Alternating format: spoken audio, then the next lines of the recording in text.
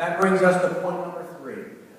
When others are hateful, God is still faithful. And God knows we've all been hateful. He knows it. And if we stay hateful long enough, we won't even recognize that we're hateful all the time. Turn to your husband or wife and say, "You need to tell me if I'm hateful." Come on now, I'm trying to help you out. I'm trying to mend the marriage without even knowing it. This is free stuff right here. When others are hateful, God is still faithful.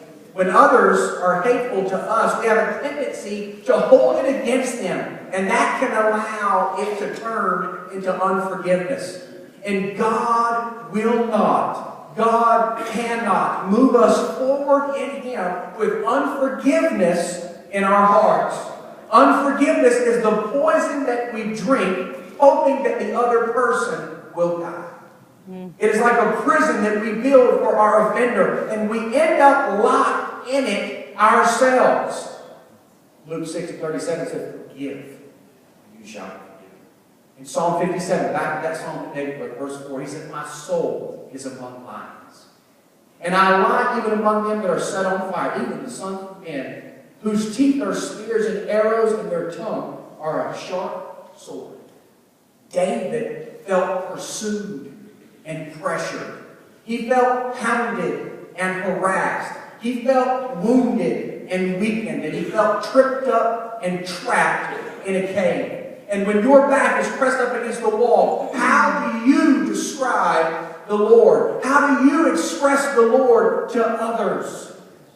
Let's look at how David describes the Lord in this predicament that he has found himself in. In Psalm 57:3, he said, "He shall send from heaven and save me from the reproach of him that should swallow me up. God shall send forth His mercy and truth." That's what God can and will do for us. When others are hateful, God is still faithful. And if we want to move forward in Him, we need to extend that hand and a smile on our face and move past it. Or we will stay in the same place, stuck in a cave. I don't know about you, but I enjoyed visiting mental caverns. And I enjoyed it because I liked them.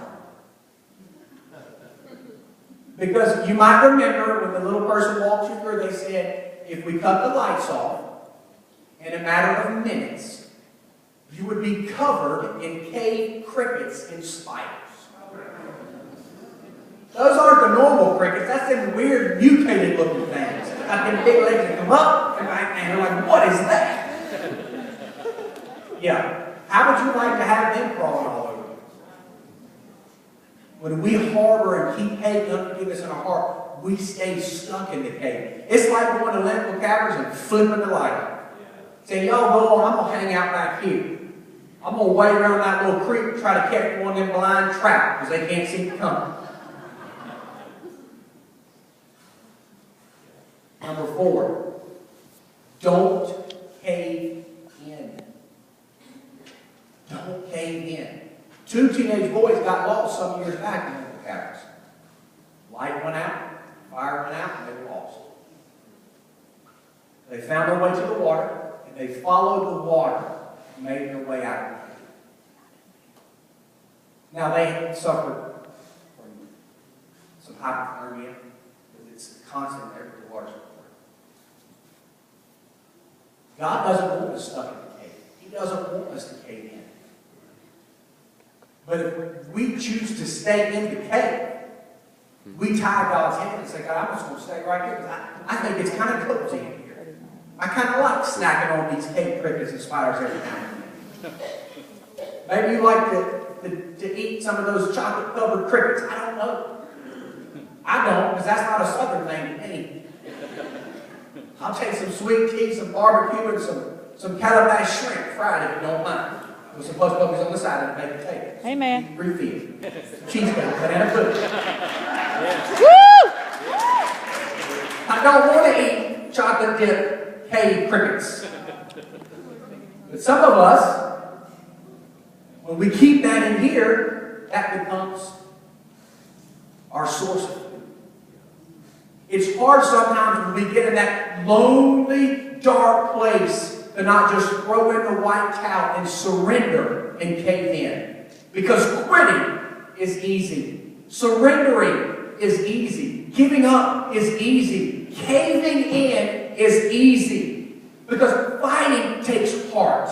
Standing for something takes heart. Working for God takes heart. Not caving in takes heart. And today I'm here just to remind you that you have a heart, child of God. Don't cave in. You know a different love than the world knows because you are a child of God. Your heart may be even beating today because of God's mercy that He shed on our life. You are not a quitter. Turn to your neighbor and say, you're not a quitter. I want you to look him in the eye. Say, you're not a quitter. Thank God for the times of refreshings that comes in the caves.